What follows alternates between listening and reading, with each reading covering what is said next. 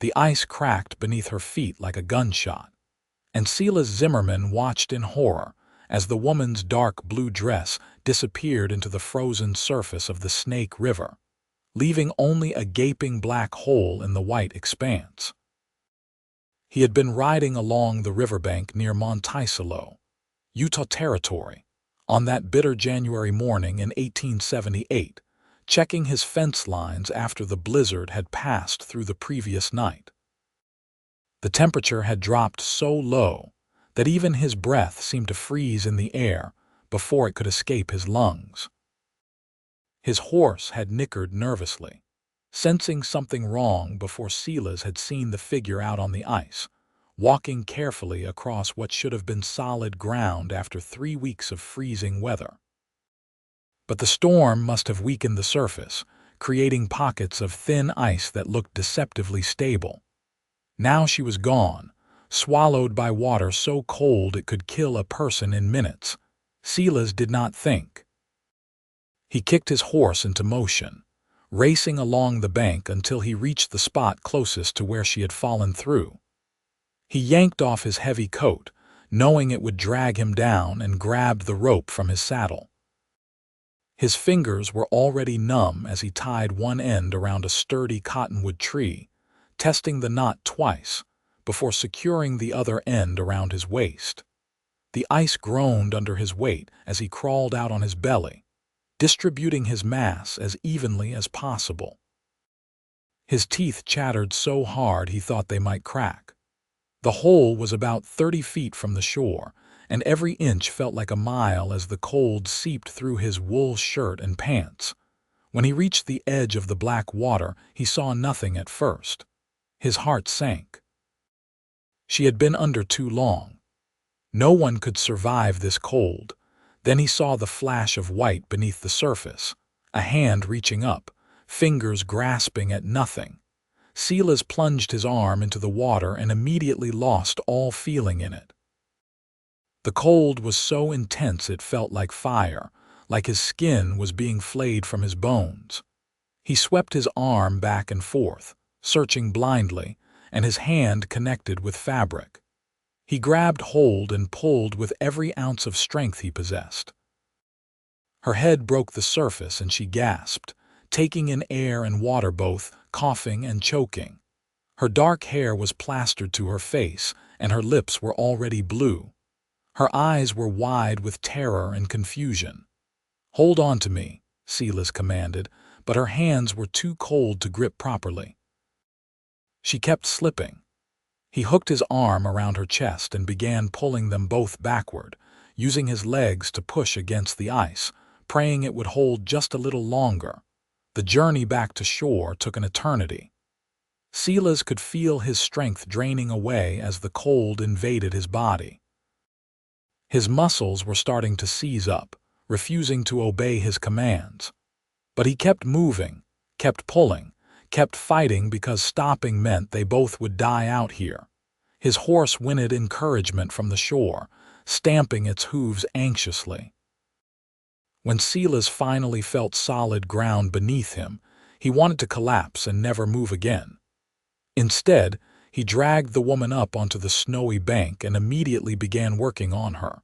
She was unconscious now, her face pale as death. Silas's hands shook violently as he tried to check if she was breathing. He could not tell. His own body was shutting down, but he forced himself to focus. He had to get her warm. He had to get them both warm. With movements that felt like they belonged to someone else, Silas lifted the woman onto his horse. He climbed up behind her, holding her against his chest, and urged his mount toward home.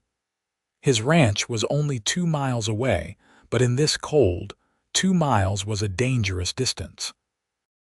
He wrapped his arms around her, sharing what little warmth his body still generated. "Stay with me," he said through chattering teeth. "Do not die on me now, not after all that." The ride back was a blur of white landscape and gathering darkness. Silas was not sure if the darkness was real or if his vision was failing. He kept talking to the woman, though she did not respond, kept holding her tight, kept his horse moving forward through sheer force of will. When his small ranch house finally came into view, Silas almost wept with relief. He half fell off his horse, dragging the woman down with him. His legs barely held his weight as he carried her to the door and kicked it open. The fire in the hearth had burned down to embers, but it was still warmer inside than out. Silas laid the woman on the rug in front of the fireplace and began building up the fire with trembling hands. He threw log after log onto the embers, not caring about proper technique, just needing heat and needing it fast. Once the flames were roaring, he turned his attention back to the woman. Her wet clothes had to come off, or she would die of exposure right here in his home. Silas tried to maintain some sense of propriety as he worked, but survival trumped modesty. He peeled away her sodden dress, her layers of undergarments, all of it soaked through and freezing. He grabbed every blanket he owned and wrapped her in them, then added his own dry clothes to the pile for extra insulation. He rubbed her arms and legs through the blankets, trying to restore circulation without causing damage to what might be frostbitten skin. Only after she was as warm as he could make her did Silas attend to his own needs. He stripped off his wet clothes and dressed in dry ones, then made himself a cup of hot coffee with shaking hands. He checked on the woman every few minutes, looking for signs of life, of recovery, of anything. It was nearly an hour before her eyelids fluttered. Her eyes opened slowly, unfocused at first, then gradually taking in her surroundings. When her gaze landed on Silas, sitting nearby in his chair, watching over her, those eyes widened. "You are safe," Silas said quickly, seeing the panic start to form. "You fell through the ice on the Snake River. I pulled you out. You are at my ranch about 2 miles from where it happened." She tried to speak, but only a croak came out. Her throat was raw from the cold water she had swallowed. Silas fetched her some water, supporting her head as she drank in small sips. "Thank you," she finally managed, her voice barely above a whisper. "You saved my life." "What were you doing out there?" Silas asked. That ice was not safe to cross. Her eyes filled with tears. "I was running," she said, "from my husband, my late husband. He died 3 days ago, and his brother came to claim me as part of the estate, said I belonged to him now like property. I ran. I have been walking for 2 days. I thought the ice would hold. I thought I could reach the other side and keep going." The words tumbled out in a rush, and Silas felt anger kindle in his chest at what she was describing. He knew such things happened, knew that women were often treated as chattel, passed from one man to another with no regard for their own wishes. It did not make it any easier to hear. "No one owns you," Silas said firmly, "and no one will take you from here unless you want to go." She looked at him for a long moment, searching his face for something. Whatever she found there must have satisfied her, because she relaxed slightly into the blankets. "My name is Flora Keating," she said. "I am 24 years old. I was married to Thomas Keating for 3 years. He was not a bad man, but I did not love him. My father arranged the marriage to settle a debt, and now Thomas is dead, and his brother Marcus thinks he can just take his place in every way." "Silas Zimmerman," he replied. 27. I run a small cattle ranch here. It is not much, but it is mine, and you are welcome to stay as long as you need." Flora's eyes drifted shut again. "I am so tired," she murmured. "Sleep," Silas told her. "You need to rest and warm up. We can talk more later." He sat in his chair and watched her sleep, his mind turning over everything she had told him. A woman on the run from a man who thought he owned her. It was trouble, plain and simple. Marcus Keating would come looking for her if he wanted her badly enough. And when he did, Silas would have to decide how far he was willing to go to protect a stranger. But as he looked at Flora's face, peaceful now in sleep, he knew the decision was already made. He would protect her, whatever it took. The next morning, Flora was well enough to sit up and eat some of the stew Silas prepared. Color had returned to her cheeks, though her fingers and toes were still tender from the cold. Silas had checked them carefully and determined she would keep all of them, which was more than he had hoped for when he first pulled her from that river. "I need to leave," Flora said as they ate. "Marcus will come looking. He is not a man who gives up easily. He will follow my trail, and when he finds it leads here, he will come for me. I do not want to bring trouble to your door." "The trail is 3 days old and covered by snow," Silas pointed out. "He will have a hard time tracking you." "And even if he does, what makes you think I cannot handle trouble?" Flora gave him a sad smile. "You are a good man, Silas Zimmerman. I can see that, but Marcus has money and men who work for him. Thomas's ranch was one of the largest in Colorado. Marcus has resources. He will bring those resources to bear if he thinks it will get him what he wants." "And what does he want so badly?" Silas asked. "There are plenty of women in Colorado. Why chase you all the way across the territory?" Flora looked down at her bowl. "Pride," she said quietly, "and land. Thomas left everything to me in his will. As his widow, I inherited the ranch, the cattle, all of it. But Marcus contested the will, said a woman had no business running a ranch. The judge was about to rule in his favor when Thomas's lawyer found a clause that said if I remarried, my new husband would take control of the estate. Marcus decided the easiest path was to marry me himself. That way, he gets the ranch and satisfies the legal requirements." "That is why you ran," Silas said, understanding dawning. "That is why I ran," Flora confirmed. "If he catches me and forces me to marry him, I lose everything. My freedom, my future, any chance at a life I choose for myself." Silas was quiet for a moment, thinking. "How long before the judge makes his final ruling?" "6 months, Flora said. "The lawyer managed to get a delay while they searched for me. If I can stay away from Marcus for 6 months, the judge will rule the ranch belongs to me free and clear, and Marcus cannot touch it." "6 months," Silas repeated. He looked at Flora, really looked at her, seeing not just a woman in distress but someone fighting for her independence, her right to determine her own future. "Stay here. Help me run the ranch. In 6 months, when it is safe, you can return to Colorado and claim what is yours." Flora stared at him. "You would do that? Let me stay here for 6 months. You do not even know me." "I know you were brave enough to risk crossing a frozen river rather than surrender your freedom," Silas said. "I know you fought to stay alive in that water instead of giving up. That tells me enough about your character." Tears spilled down Flora's cheeks. "I do not know how to thank you." "Help me with the spring calving when it comes," Silas said with a small smile. "That will be thanks enough." Over the following weeks, Flora proved herself more than capable of ranch work. She had grown up on a small farm before her father had lost it to debt and married her off to Thomas Keating. She knew how to handle livestock, how to mend fences, how to do all the endless tasks that came with running a ranch in the harsh Utah Territory winter.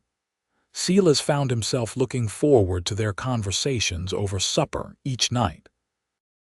Flora was intelligent and quick-witted, with a dry sense of humor that caught him off guard and made him laugh more than he had in years.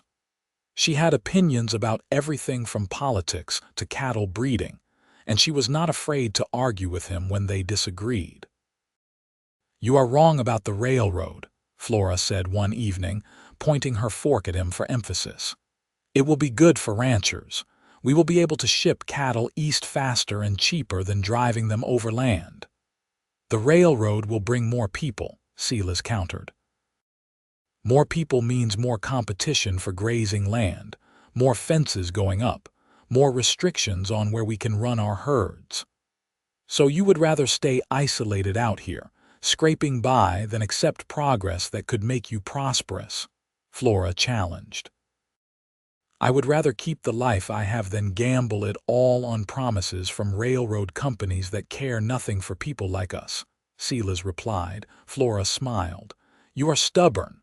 You are naive, Silas shot back, but he was smiling too.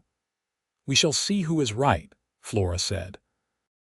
Give it 10 years. The railroad will change everything. I hope you are wrong, Silas said quietly. I like things the way they are. He meant more than just the lack of railroad, and from the way Flora's smile softened, he thought she understood that. Winter slowly gave way to early spring. The snow began to melt, and the first green shoots appeared in the meadows. Silas's cattle, lean from the hard winter, started to put weight back on as the grass returned. And with the warming weather came the spring calving season. It was exhausting work. Cows gave birth at all hours, and many needed help. Silas and Flora took turns checking the herd every few hours, day and night, pulling calves when necessary, making sure mothers and babies were bonding properly, watching for signs of sickness or distress. One night, Silas woke Flora from a dead sleep. I need your help, he said urgently. Bessie is having trouble. The calf is breech. They ran to the barn where Bessie, one of Silas's best cows, was lying on her side, lowing in distress. Silas had already examined her and confirmed what he feared. The calf was coming backward, and if they did not act fast, both mother and baby would die. Hold her head, Silas instructed. Talk to her. Keep her calm. Flora knelt by Bessie's head, stroking the cow's neck and speaking in a low, soothing voice. Silas worked at the other end, his arm deep inside the cow, trying to turn the calf or at least get it positioned so it could be born safely. It took nearly an hour of hard, delicate work. Sweat poured down Silas's face despite the cool night air. His arm ached and his back screamed in protest, but he kept working, kept trying, because giving up meant death. Finally, he felt the calf shift. Got it, he breathed. Come on, Bessie. Push. The cow bellowed and pushed, and Silas pulled, and suddenly the calf was out, sliding into the straw, covered in birth fluids and completely still. No, Silas said. He grabbed a handful of straw and rubbed the calf vigorously, stimulating it, trying to get it to breathe. Come on. Breathe. Breathe. Flora left Bessie and came to help, rubbing the calf's chest, clearing the fluids from its nose and mouth. For a terrible moment, nothing happened. Then the calf gasped, coughed, and took its first shaky breath. Silas sat back on his heels, relief washing over him so strongly his hands shook. We did it, he said. Flora was crying and laughing at the same time. We did it, she repeated. Bessie struggled to her feet and began licking her calf, cleaning it, encouraging it to stand. The calf wobbled and fell, tried again, fell again, and finally made it to its feet on the third attempt. Silas looked at Flora, and she looked back at him, and something passed between them in that moment. Something that had been building for weeks, maybe since the first moment he had pulled her from that frozen river. Flora, he said softly. She moved toward him, and he met her halfway, and then they were kissing, there in the barn with the new calf taking its first steps and Bessie watching over them all. It was a kiss that tasted of tears and triumph, of exhaustion and exhilaration, of something deeper that neither of them was quite ready to name yet. When they pulled apart, Flora rested her forehead against his. I did not plan for this, she whispered. Neither did I, Silas admitted. But I am not sorry. I am still married, Flora said. Legally, Thomas has been dead for months, but the legal requirements say I must wait a full year before remarrying. And even then, if I marry too soon after claiming the ranch, Marcus could use it against me, say I was planning it all along, say I had a relationship with you while Thomas was still alive. Silas pulled back to look at her. Is that what you want, to marry me? Flora's eyes were wide and vulnerable. I do not know. Maybe, I think so. But I need time to figure out who I am without a man defining me. I have been my father's daughter, then Thomas's wife, then Marcus's target. I need to be just Flora for a while. Just me alone, making my own choices. I understand, Silas said, though his heart ached at the thought of letting her go. When the 6 months are up, when it is safe, you should go back to Colorado and claim your ranch. Live your life. Be free. That is what you fought so hard for. And what about us? Flora asked. What about this? I will wait, Silas said simply. However long it takes, I will wait for you to figure out who you are and what you want. And if what you want does not include me, I will accept that. But I will wait. Flora kissed him again, softer this time. You are too good for this world, Silas Zimmerman. I just know what I want, Silas replied, and I am willing to be patient to get it. The next 3 months passed too quickly and not quickly enough. Silas and Flora grew closer with each passing day. They worked side by side, ate together, talked late into the night about everything and nothing. They kissed sometimes, held each other, but they did not cross certain lines. Flora needed space to heal, to find herself, and Silas respected that even when it was difficult. In early June, a rider came to the ranch. Silas tensed when he saw the man approaching, his hand instinctively moving toward the rifle he kept by the door. But Flora put a hand on his arm. It is all right, she said. I recognize him. That is Mr. Patterson, Thomas's lawyer. They went out to meet him, and the lawyer dismounted with a weary smile. Mrs. Keating, he said, I am glad to see you well. I was worried when you disappeared. Is it over? Flora asked immediately. Has the judge ruled? Patterson nodded. As of yesterday, the ranch is legally yours, free and clear. Marcus Keating has no claim to it or to you. The year of mourning is not yet complete, so you still cannot remarry for another 6 months, but you are free to return to Colorado and take possession of your property whenever you wish. Flora sagged with relief. Thank God, she breathed. There is one complication, Patterson said carefully. Marcus is not taking the ruling well. He has made threats, not specific enough that the law can act on them, but threats nonetheless. I would advise caution when you return. I can handle Marcus, Flora said with more confidence than Silas felt. After Patterson left, refreshed and fed and heading back toward Colorado, Silas and Flora stood together in the yard, watching the dust from his horse settle. So you are leaving, Silas said. It was not a question. I have to, Flora said. That ranch is my future, my security. I cannot just abandon it. I know, Silas said. I do not want you to. Flora turned to face him. Come with me, she said suddenly. Bring your cattle, sell this place, come to Colorado. The ranch is big enough for both of us. We could run it together. Silas was tempted, more tempted than he wanted to admit, but he shook his head. This is my home, Flora.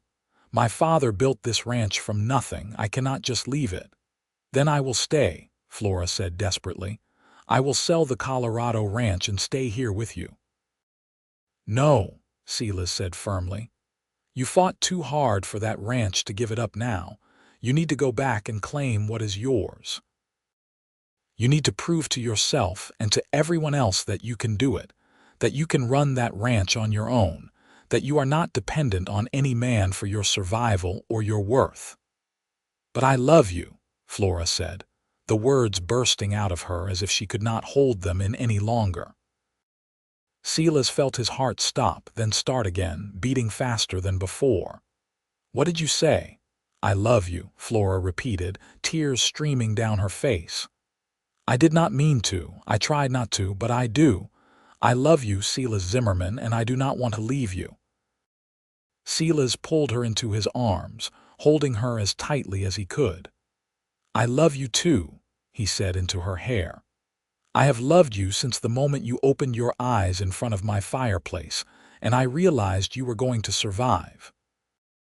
I have loved you every day since then, and I will love you every day for the rest of my life." "Then why are we doing this?" Flora sobbed. "Why are we choosing to be apart?" "Because love is not about possession," Silas said gently. "It is about wanting what is best for the other person, even when it is hard. You need to go to Colorado. You need to take control of your life and your future. And I need to stay here and tend the land my father left me.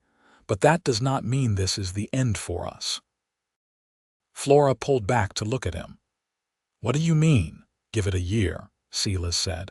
"Go to Colorado, run your ranch, prove to yourself that you can do it. And if at the end of that year you still love me, still want to be with me, then we will figure out how to make it work. Maybe I will come to Colorado, maybe you will come back here, maybe we will split our time between both places. We will find a way, but you need this year to be sure." "I am already sure," Flora insisted. "Then 1 year will not change anything," Silas pointed out. "Except you will have the satisfaction of knowing you did it on your own." Flora was quiet for a long moment, then nodded slowly. "1 year," she agreed, "but you have to promise me something." "Anything," Silas said. "Promise me you will not meet some other woman and fall in love with her while I am gone," Flora said, trying to smile through her tears. "That is easy," Silas replied. "There is no other woman, there is only you, now and always." They held each other as the sun set over the Utah territory, neither wanting to let go, both knowing they had to. Flora left 3 days later. Silas insisted she take his best horse and enough supplies for the journey. He also gave her his spare rifle and made sure she knew how to use it. "If Marcus gives you any trouble, you use this," he said. "Do not hesitate. Your safety is more important than his life." "I will be fine," Flora assured him. "I have been through worse than Marcus Keating." On the morning she left, they stood together by her horse, neither able to find the right words for goodbye. "1 year," Flora finally said. "1 year," Silas agreed. "And then we figure out the rest of our lives together." Flora kissed him one last time, pouring everything she felt into that kiss, then pulled herself onto the horse before she could change her mind. Silas watched her ride away until she was just a speck on the horizon, then disappeared entirely. The ranch felt empty without her. Silas threw himself into his work, trying to fill the hours and days so he would not spend all his time missing her. But everywhere he looked, he saw reminders. The chair she had sat in at supper, the bed she had slept in for those first weeks when she was too weak to do anything else. The barn where they had saved Bessie's calf and kissed for the first time. June turned into July, July into August.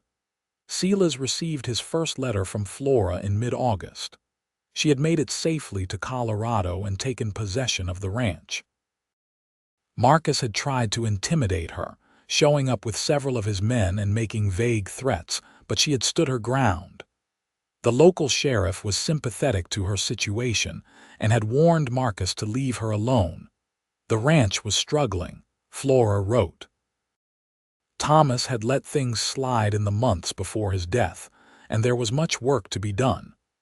But she was doing it, learning as she went, making progress inch by inch. She ended the letter by saying she missed him and thought of him every day. Silas wrote back immediately, telling her about the ranch, about the new calf that Bessie had produced, about the weather and the cattle prices and everything mundane he could think of. He ended his letter the same way she had ended hers, by saying he missed her and thought of her constantly. They exchanged letters throughout the fall and winter. Flora wrote about her struggles with the ranch hands who did not want to take orders from a woman, about learning how to manage the books and make business decisions, about the satisfaction of seeing the ranch turn a profit for the first time in years. Silas wrote about the loneliness that dogged him despite staying busy, about how much he wished he could share his days with her, about his certainty that she was the only woman he would ever love. In April, 8 months after Flora had left, Silas received a letter that made his blood run cold. Marcus Keating had escalated his harassment. He had tried to buy out Flora's ranch hands, offering them twice what she paid. When that failed, he had started rumors that she was mentally unstable, that she was running the ranch into the ground, that she was having affairs with various men in town. The rumors were baseless, but they damaged her reputation nonetheless. Silas saddled his horse that same day. The ranch could wait. Flora needed him, and he was not going to sit in Utah while she faced this alone. The journey to Colorado took him a week of hard riding. When he finally arrived at Flora's ranch, he was exhausted, dirty, and angrier than he had been in his entire life. Flora was in the barn when he rode up. She came out at the sound of hoofbeats, and her face transformed when she saw him. "Silas," she breathed, and then she was running toward him, and he was sliding off his horse, and they were in each other's arms, holding on like they would never let go. "I got your letter," Silas said. "I came as fast as I could." "You are here," Flora said, laughing and crying at the same time. "You are actually here." "Did you think I would not come when you needed me?" Silas asked, pulling back to look at her face to reassure himself that she was all right. "I hoped," Flora admitted, "but I did not want to ask. You have your own ranch to run. I did not want to be a burden." "You are not a burden," Silas said firmly. "You are the woman I love. Now tell me what is going on with Marcus Keating." Flora filled him in on all the details, more than she had included in her letter. Marcus had been systematically trying to destroy her reputation and her business for months. He could not take the ranch through legal means, so he was trying to force her to sell it by making it impossible for her to operate successfully. "The man is a snake," Silas said when she finished. "Someone needs to have a conversation with him about leaving you alone." "I tried talking to him," Flora said. "He will not listen." "Then maybe he will listen to me," Silas replied.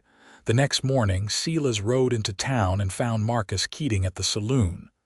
The man was in his 40s, soft around the middle, with cold eyes and a cruel mouth. He looked Silas up and down dismissively when Silas approached his table. "Can I help you?" Marcus asked. "My name is Silas Zimmerman," Silas said evenly. "I am a friend of Flora Keating.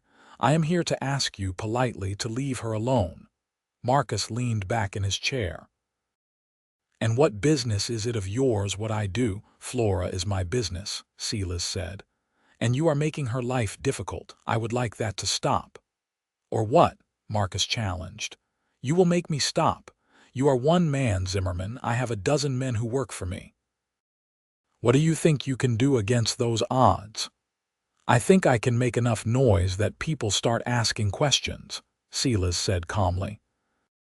"I think I can write to newspapers, to politicians, to anyone who will listen, about how Marcus Keating is harassing a widow trying to run her late husband's ranch. I think I can make your life uncomfortable enough that you decide Flora is not worth the trouble." Marcus's expression darkened. "You do not want to make an enemy of me. You do not want to keep pushing Flora," Silas countered, "because she has friends now, people who will stand with her, and we will not let you destroy her." He turned and walked out of the saloon before Marcus could respond, his heart pounding. He had made his point, though whether Marcus would heed the warning remained to be seen. Over the next few weeks, Silas stayed at Flora's ranch, helping her with the work, meeting her ranch hands, getting to know the operation. He also made a point of being seen with her in town, making it clear that she was not alone, that she had someone who would stand by her. The rumors about Flora began to die down. Whether it was because of Silas's presence, or because people grew bored with the gossip, he did not know, but he was grateful regardless. Marcus kept his distance, though Silas often felt the man's eyes on them when they were in town. "He is waiting for you to leave," Flora said one evening as they sat on the porch watching the sun set. He thinks once you go back to Utah, he can start up again. Then maybe I should not go back, Silas said. Flora looked at him sharply. What about your ranch? I have been thinking, Silas said slowly. My ranch is small, profitable enough to keep me going, but it will never be more than that. Your ranch is bigger, has more potential, and I would rather be here with you than in Utah without you. Silas, no, Flora protested. I cannot ask you to give up your home for me. You are not asking, Silas pointed out. I am offering. There is a difference. But your father's ranch, Flora said. You said you could not leave it. I said I could not leave it lightly, Silas corrected. But I have had a lot of time to think over the past months. My father built that ranch to give me a future. What kind of future is it if I am alone? If I never have a family because the woman I love is in a different territory? Flora was quiet for a long moment. What would you do with your ranch? Sell it, Silas said. Use the money to invest in this place. We could expand, buy more cattle, hire more hands, build something bigger than either of us could manage alone. We cannot marry for another 4 months, Flora reminded him. I still have to complete the full year of mourning or people will talk. Then we will wait for months, Silas said. I am good at waiting. I have had practice. Flora laughed, the sound full of joy and relief. Are you sure about this? Really sure? I have never been more sure of anything in my life, Silas said. He took her hand, lacing his fingers through hers. I want to spend every day with you, Flora. I want to build a life together, run this ranch together, have a family together. I want all of it, and I want it with you. Tears slipped down Flora's cheeks. I want that too, she whispered. So much. Then it is settled, Silas said. I will go back to Utah, sell my ranch, and come back here for good. We will wait out the 4 months, and then we will get married and start our life together. Flora threw her arms around him. I love you, she said fiercely. I love you so much. I love you too, Silas replied, holding her close. Always. Silas returned to Utah the following week to handle the sale of his ranch. It was harder than he expected, walking through the house and barn one last time, saying goodbye to the land his father had worked so hard to claim. But every time doubt crept in, he thought of Flora and knew he was making the right choice. He found a buyer quickly, a young couple starting out who reminded him of himself a few years earlier. They were eager and hardworking, and Silas felt good about leaving the ranch in their hands. The sale was finalized in early June, and Silas loaded his personal belongings onto a wagon and made the journey back to Colorado one final time. Flora was waiting for him when he arrived, and the smile on her face made every mile worth it. They spent the summer working side by side, making improvements to the ranch, building their future brick by brick. The 4-month waiting period passed more quickly than Silas expected, filled with work and laughter, and the deep contentment that came from knowing he was exactly where he was supposed to be. In September, a full year after Thomas Keating's death, Silas and Flora were married in a small ceremony at the church in town. Flora wore a simple blue dress, and Silas wore his best suit. The pastor who had known Thomas spoke kindly about how Thomas would have wanted Flora to find happiness again, which helped ease any lingering guilt Flora felt about moving on. Marcus Keating did not attend, which was a relief to everyone. In fact, they had barely seen him in weeks. Silas suspected the man had finally accepted defeat and moved on to other pursuits. The reception was held at the ranch, with their ranch hands and a few friends from town joining them for food and dancing. As Silas waltzed with his new wife under the stars, he felt a peace settle over him that he had not known was missing. Happy? He asked Flora. Happier than I have ever been, she replied, resting her head on his chest. Thank you for waiting for me. Thank you for giving me the time I needed. Thank you for being worth the wait, Silas said, kissing the top of her head. Their first year of marriage was busy and challenging. Running the ranch required constant attention, and they quickly fell into a rhythm of dividing responsibilities. Flora handled the business side, managing the books and dealing with buyers, while Silas oversaw the day-to-day operations with the cattle and the land. They made a good team, each compensating for the other's weaknesses, each amplifying the other's strengths. In the spring, Flora discovered she was pregnant. The news filled them both with excitement and a little fear. They were far from the nearest doctor, and childbirth was dangerous even in the best circumstances. "We will be fine," Flora assured Silas when she saw the worry in his eyes. "Women have been having babies on ranches for generations. We will manage." "I could not bear to lose you," Silas said quietly, "not after everything we went through to be together." "You will not lose me," Flora promised. "I am too stubborn to let something like childbirth take me down." She was right, though the labor was long and difficult. Silas stayed by her side the entire time, holding her hand, wiping her forehead, offering what comfort he could. When their son was born in early January of 1881, strong and healthy and loud, Silas wept with relief and joy. They named him Samuel, after Silas's father. He had Silas's dark hair and Flora's green eyes, and from the beginning he was curious about everything, always watching, always learning. 2 years later, they had a daughter they named Grace, who was quieter than her brother but no less determined. She had Flora's stubborn streak and Silas's patience, a combination that would serve her well throughout her life. As their family grew, so did their ranch. The investment from Silas's sale of his Utah property had allowed them to expand significantly.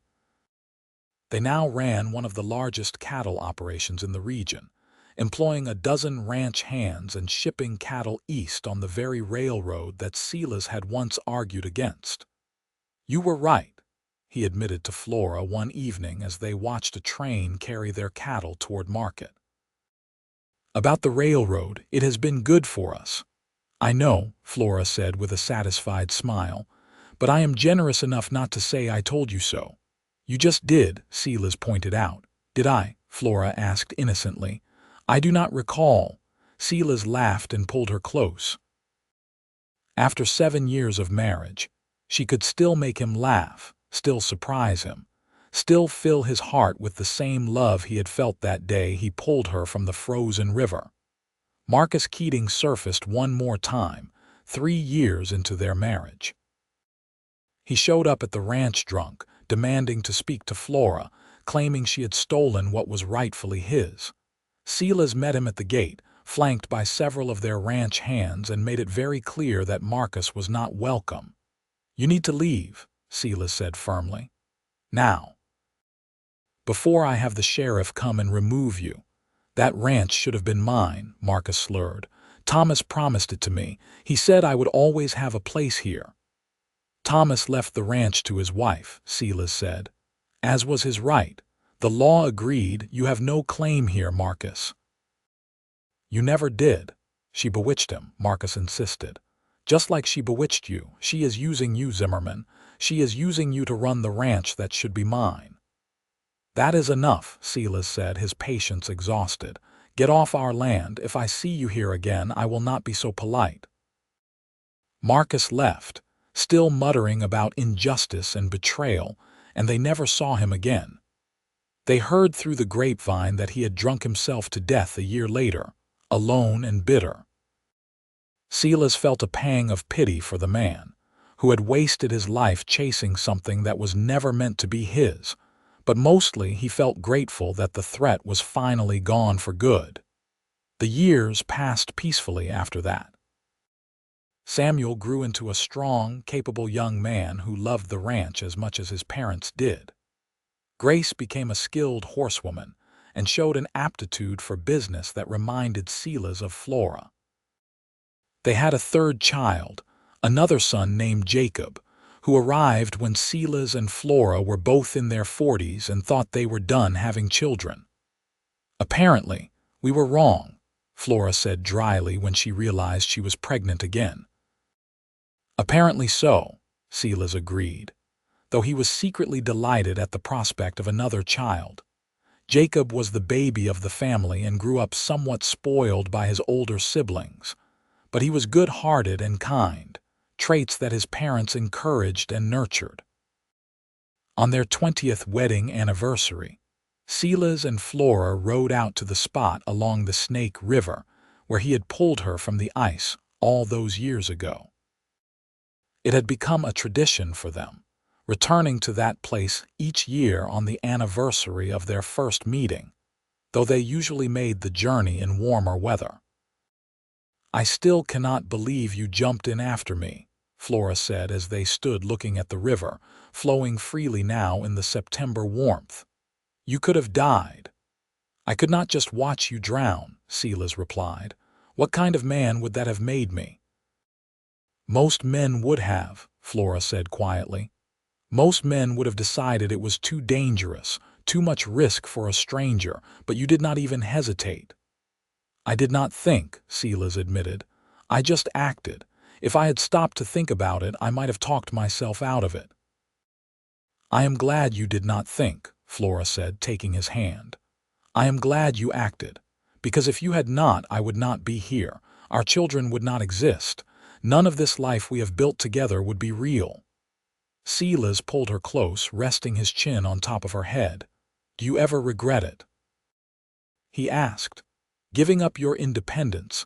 You fought so hard for the right to run this ranch on your own, and then I came along and we ended up running it together." "I never gave up my independence," Flora said firmly. "I chose to share my life with you. That is different. You never tried to control me or diminish me. You have always treated me as an equal partner. That is not giving up independence. That is finding someone worthy of sharing it with."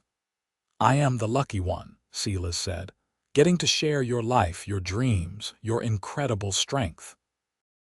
"You made me a better man, Flora." "And you made me a happier woman," Flora replied. "I never knew life could be this good. When I was married to Thomas, I thought that was all marriage could be, duty and obligation and making the best of things.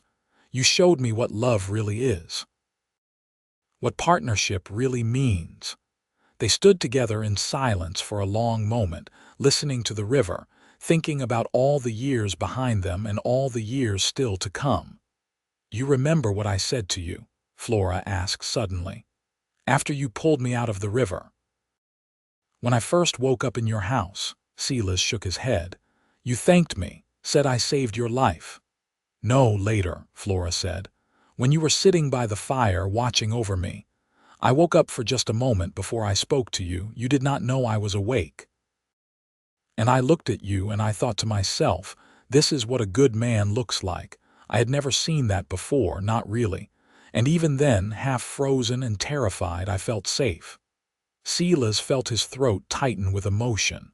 "You never told me that." "I am telling you now," Flora said. "Because I want you to know that I recognized what you were from the very beginning. My heart knew before my mind caught up, and I have never doubted it, not for one single day in all the years since." "I love you," Silas said, the words inadequate for what he felt but the only ones he had. "I love you more now than I did the day we married, more than I did the day I pulled you from that river. Every day with you is a gift." "I love you too," Flora said, "always and forever." They rode back to the ranch as the sun set, painting the Colorado sky in shades of gold and crimson. When they arrived home, their children and grandchildren were waiting. Samuel had brought his wife and their 2 children. Grace had come with her husband and their baby daughter. Jacob, still unmarried at 18, had organized the whole surprise gathering. "Happy anniversary," Samuel said, raising a glass. "To the best parents anyone could ask for and the best love story any of us have ever heard." "To Mom and Dad," Grace added, "who taught us what love and partnership really mean." to never giving up on the people we love, Jacob said. Even when it is hard, even when it seems impossible. They spent the evening surrounded by family, sharing stories and laughter, making new memories to add to all the ones they had already collected. Silas watched Flora with their children and grandchildren, saw the joy on her face, the contentment in her eyes, and felt a profound gratitude for the life they had built together. Late that night, after everyone had gone to bed, Silas and Flora sat on their porch, wrapped in a blanket against the autumn chill. 20 years, Flora mused. It feels like both a lifetime and no time at all. I know what you mean, Silas agreed. Some days I still see you as that half-frozen woman I pulled from the river. Other days, I cannot remember what my life was like before you were in it. Do you think you would do it again? Flora asked. If you could go back to that day, knowing everything that would come after, would you still jump in? Without hesitation, Silas said immediately. Every joy, every challenge, every moment of our life together has been worth it. I would do it all again in a heartbeat. Flora smiled. Good answer. It is the truth, Silas said. You are the best thing that ever happened to me, Flora Zimmerman. Saving you from that river was not just saving your life. It was saving mine too. I just did not know it yet. They sat in comfortable silence, watching the stars come out one by one, listening to the sounds of the ranch settling down for the night. The cattle lowing in the distance, the horses shifting in the barn, the wind rustling through the grass. These were the sounds of home, of the life they had built from nothing but love and determination and faith in each other. As the years continued to pass, Silas and Flora grew old together with grace and dignity. They handed over more and more of the daily ranch operations to Samuel and Grace, though they never fully retired. Even in their 70s, they could still be found working alongside their children and grandchildren, offering advice and guidance born of decades of experience. Their marriage became legendary in the region, held up as an example of what love could be when two people truly committed to each other. People told their story, embellishing it over the years, turning it into something almost mythical. The cowboy who saved the woman from the frozen river, and the woman who taught him what real love meant. But Silas and Flora knew the truth was simpler and more profound than any legend. They had found each other at the right moment, when they both needed saving in different ways. They had chosen each other every day since then, through good times and bad, through prosperity and hardship, through all the mundane and extraordinary moments that make up a life. On a warm spring day in 1903, when Silas was 72 and Flora was 69, they took one last ride out to the Snake River.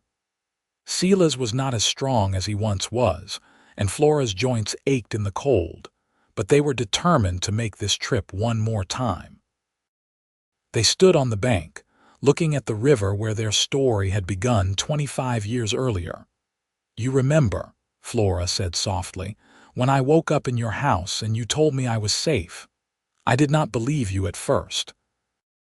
I had spent so long being afraid, being controlled, being treated like property. The idea of being truly safe seemed impossible. But you are safe now, Silas said. You have been safe for a long time. Because of you, Flora said, because you kept your promise. You protected me, supported me, loved me. You gave me the space to find myself and the security to do it safely. That is the greatest gift anyone has ever given me. You gave me something too, Silas said. You gave me purpose.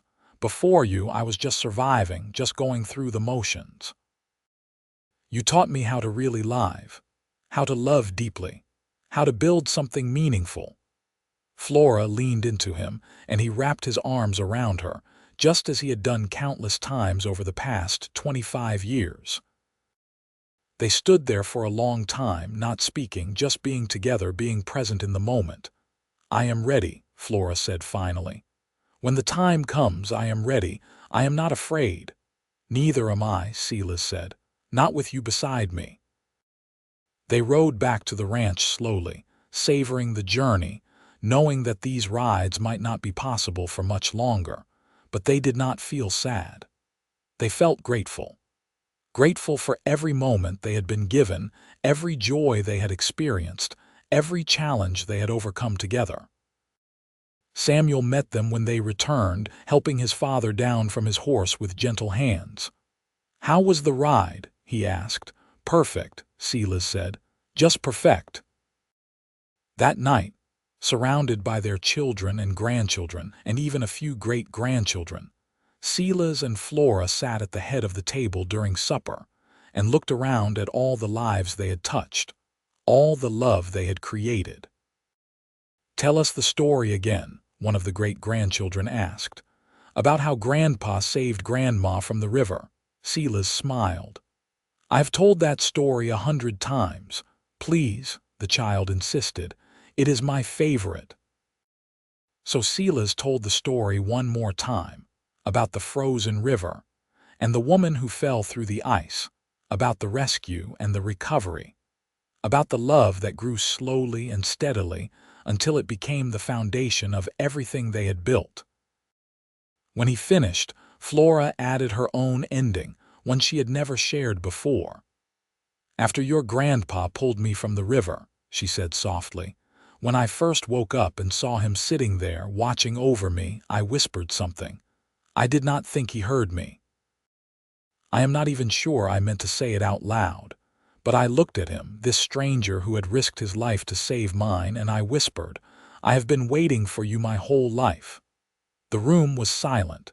Even Silas stared at her in shock. "You never told me that," he said hoarsely. "I know," Flora said, smiling. "I was not sure you would believe me. I did not even know if I believed it myself at the time. How could I have been waiting for you when I did not know you existed? But it was true. My heart recognized you before my mind did. And every day since then has proven that I was right. You were worth waiting for. You were worth everything." Silas felt tears running down his weathered cheeks. "Those words did make my heart stop," he said, "even if I am only hearing them now, all these years later. They make my heart stop because they are exactly how I feel too. I was waiting for you, Flora. My whole life, I was waiting for you. I just did not know it until I saw you fall through that ice." Their family watched in awe as the two elders held hands across the table, looking at each other with the same love and devotion they had shown for 25 years. It was a powerful reminder of what marriage could be, what love should be, when two people chose each other completely. Silas lived to be 78 years old, and Flora lived to be 74.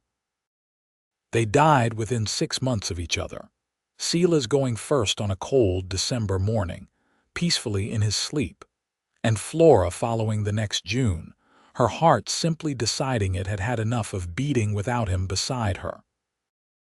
They were buried together on a hill overlooking their ranch, under a large cottonwood tree they had planted together on their 10th wedding anniversary. The headstone was simple, bearing both their names and the dates of their births and deaths, with a single inscription below. "From frozen water to endless love, we found each other and never let go." Their children and grandchildren and great-grandchildren continued to run the ranch, keeping alive the legacy Silas and Flora had built. And every year, on the anniversary of that day when Silas pulled Flora from the Snake River, the family would gather at the grave and tell the story again, passing it down through the generations. It became more than just a story about a rescue. It became a story about courage and love, about choosing to risk everything for someone else, about building a life together based on respect and partnership and unwavering devotion. It became a reminder that true love is worth waiting for, worth fighting for, worth every sacrifice. And in the quiet moments, when family members visited the grave alone, They would sometimes whisper their own messages to Silas and Flora. Thanks for the example they set. Prayers for guidance in their own relationships. Promises to honor the legacy by loving as deeply and completely as their ancestors had loved. The ranch thrived for generations, growing and changing with the times, but never losing the essential character that Silas and Flora had given it. It became a place where love was valued as highly as hard work, where partnership was understood to be the foundation of success, where every person was treated with the dignity and respect that Flora had fought so hard to claim for herself. Samuel's son eventually took over the operation, and he passed it to his daughter, who passed it to her son. The ownership shifted and changed, but the values remained constant. This was a ranch built on love, and love was what sustained it through droughts and depressions, through wars and economic upheavals, through all the challenges that faced ranchers over the decades. And always, the story was told. The cowboy who jumped into a frozen river without hesitation to save a stranger. The woman who whispered that she had been waiting for him her whole life. The love that grew from that moment of courage and connection. The love that lasted until death and beyond. It was a story that gave hope to people who thought they would never find love. It was a story that reminded married couples why they had chosen each other in the first place. It was a story that proved love was real, that it could last, that it was worth whatever price you had to pay to find it and keep it.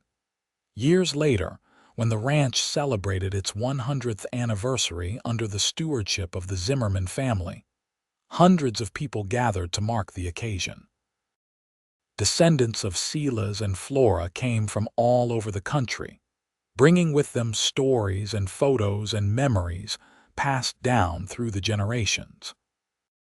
The oldest living descendant, a great-great-granddaughter named Sarah who was 92 years old, stood before the crowd and told the story one more time. Her voice was thin and wavering with age, but it gained strength as she spoke, drawing on the power of the story itself.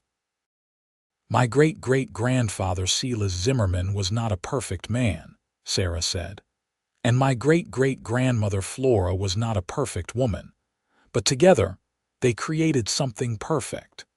They created a love that lasted beyond their lifetimes, a love that shaped all of us who came after them. They showed us what it means to choose someone every day, to work together toward common goals, to never give up on each other no matter what challenges arise.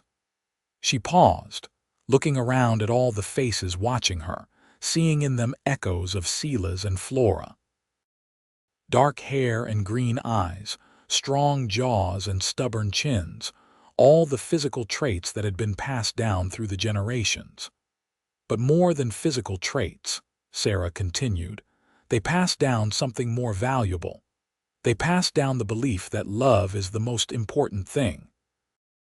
That a life built on love will weather any storm. That taking a risk for someone else is never a mistake. That courage and compassion can change the world, one person at a time. She raised her glass. To Silas and Flora, she said. May we honor their memory by loving as fearlessly and as completely as they did. May we never forget the lessons they taught us. And may we pass their story down to our children and grandchildren, so that 100 years from now, people will still remember the cowboy who saved a woman from a frozen river, and the woman who taught him what love really means. To Silas and Flora, the crowd echoed, and the sound of their voices carried across the ranch, across the land that Silas and Flora had worked so hard to build, across the years and decades that separated the present from that frozen morning in 1878. And if you listened very carefully, in the silence that followed, you might have heard an echo from the past, a whisper on the wind, soft as a breath, carrying words that made hearts stop and start again. I have been waiting for you my whole life. The story of Silas and Flora Zimmerman became more than just family history. It became legend, became myth, became the kind of story that people told when they needed to believe in love again. And through all the retellings, through all the years and generations, the essential truth remained unchanged. True love is worth saving. True love is worth risking everything for. True love never dies. It just transforms, becoming part of the land, and the sky and the hearts of everyone who hears the story and believes.